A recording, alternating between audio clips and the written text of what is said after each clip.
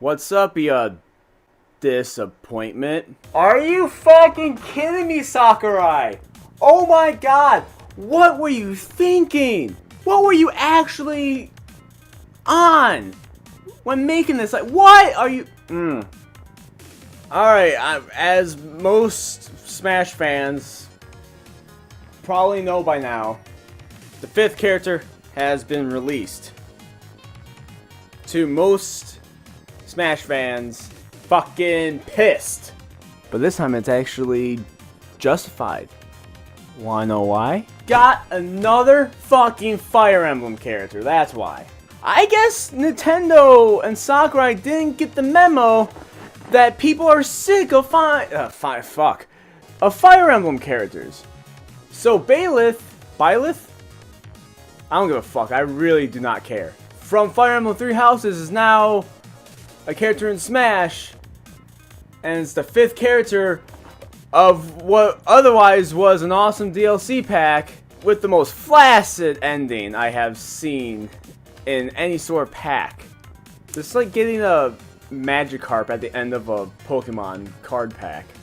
And the reason why people are justifiably mad about this decision is because of what this fire pack was supposed to be. Every other character in this Fires pack has been from a game that has not yet been represented in Smash. You got Persona, you got Dragon Quest, you got Banjo-Kazooie. Such a peak, such a peak of the Fires pack. And then you got King of Fighters, and even though some characters I'm more excited for than the others, you know, Joker and Banjo be my favorites, I was fine with their inclusions. Even with Terry, I was just like, I wasn't a fan, but at least it was a fresh series that people weren't sick of being in Smash. And then, just a little bit of a curveball, you add a Fire Emblem character? Like, do you not understand how business works at all and how to create hype? Because you created the most amount of hype. You've been doing so good so far. But I did not know a game company could destroy hype this much, this quickly, like a goddamn Jenga tower until now. I love Smash. I love Nintendo. And I'm still gonna get the next DLC pack, because there is gonna be another DLC pack. But I can't have hype anymore. Hype is non-existent because they have the capability of completely destroying hype. This DLC pack should have all been third party. It should have been franchises not yet represented. We should have not gotten another Fire Emblem character in general, but if you're gonna add a Fire Emblem character, and you know there's gonna be another pack, should have put that at the beginning of the next pack. Because you goddamn know that people are gonna get on your shit for this. You're gonna disappoint the most amount of people doing this. There's no way you couldn't. But you wanted to force representation from the new Fire Emblem game. So instead of being smart about it, and it's like, okay, well, maybe we could, you know, implement them in a different way or whatever. You just fucking had the most sad climax for DLC. Like, this was the one night stand that you try to forget about. Fire Emblem now has the third most amount of representation in Smash. You can play an 8-player Smash game with all Fire Emblem characters with no repeats. This is a series that is not even close to the most popular compared to almost anybody on the roster. Fire Emblem has more characters than Zelda. Zelda being their #2 franchise. In all of Nintendo. Breath of the Wild won Game of the Year. And yet, you add another fucking Fire Emblem character? Do you understand that's blasphemy? How did you think that was smart? I can't wrap my head around it. Most people do not want Fire Emblem. People are sick of Fire Emblem. It's a meme at this point to be sick of Fire Emblem. I'm all for sword characters. That's not my issue. Like, if Lloyd from Tales of Symphonia was the last character, I'd be 100% fine with it. Sword is not a problem. Fire Emblem is the problem. I'm not saying Fire Emblem is a bad game, but it's overrepresented in Smash at this point. For what it is. Obviously, Mario and Pokemon does have most characters, but they're able to make them the most diverse, and they're also like 500% more successful than Fire Emblem is. At one point, Fire Emblem almost got canceled and never made another game.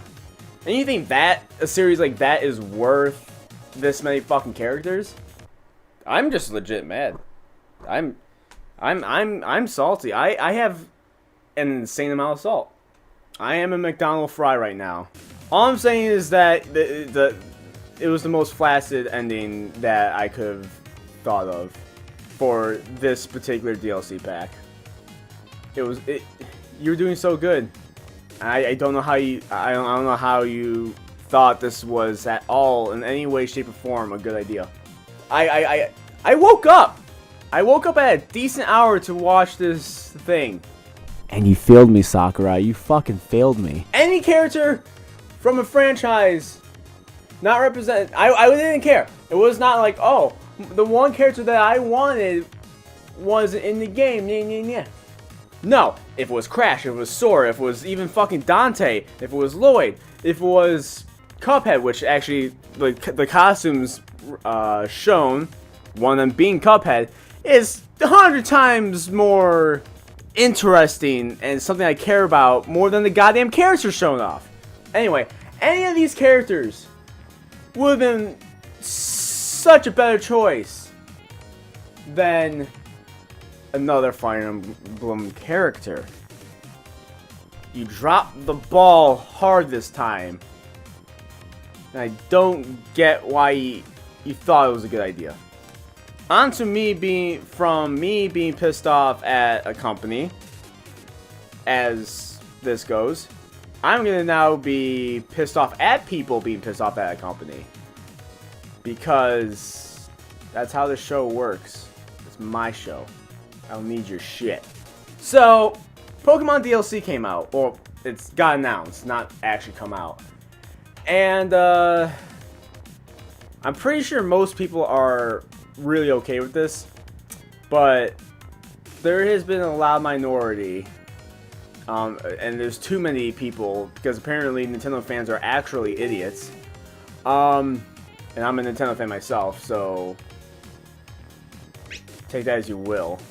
People are apparently pissed off about the DLC because they're still mad about the national decks that I talked about before. Now, why are they mad at DLC? It's extra content. You're getting more content. So what the DLC is, it's 2 new areas. One's going to be released during the summer, one's going to be released during the winter or fall area.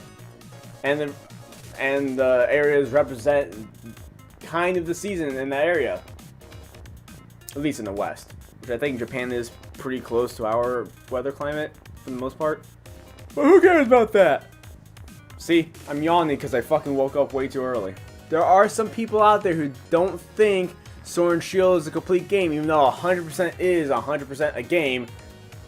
100% complete, even though you don't like it, or you don't think they had something in there, doesn't mean it's incomplete. It's a full map. It's a full game. Objectively, you're wrong if you think it's incomplete. That being said, there's a group of people who are stuck in 2005 to 2010 era, where they think DLC is the worst thing ever, DLC sucks, DLC is just cut content that they didn't put in the base game because they were dropped as a baby. I don't know. Something in your head has to be wrong to think that. DLC is not cut content. There might be cut content or ideas from cut content in the DLC, but this isn't 2008 Capcom. They are not putting things on the cartridge and just locking it behind a paywall. This stuff has been talked about and made after the ideas of the game has been made. They make these ideas after the fact. And that's why it's going to take so long for it to release. Yeah, they announced it 3 months after, but it's not getting released 3 months after the game. And that's a clear difference. It's not cut content, it's added content onto your base game. Why would you not like DLC in general? DLC is just added content into your complete game. I don't care if you don't like the game, I don't care if it didn't deliver in your opinion, but fact remains that it's a complete game, and DLC like this only gets talked about or only gets developed after the game goes gold. Again, cut content might surface, but the percentage of what's cut content, which is not deliberately cut so they can be like, oh, well, let's just sell it later.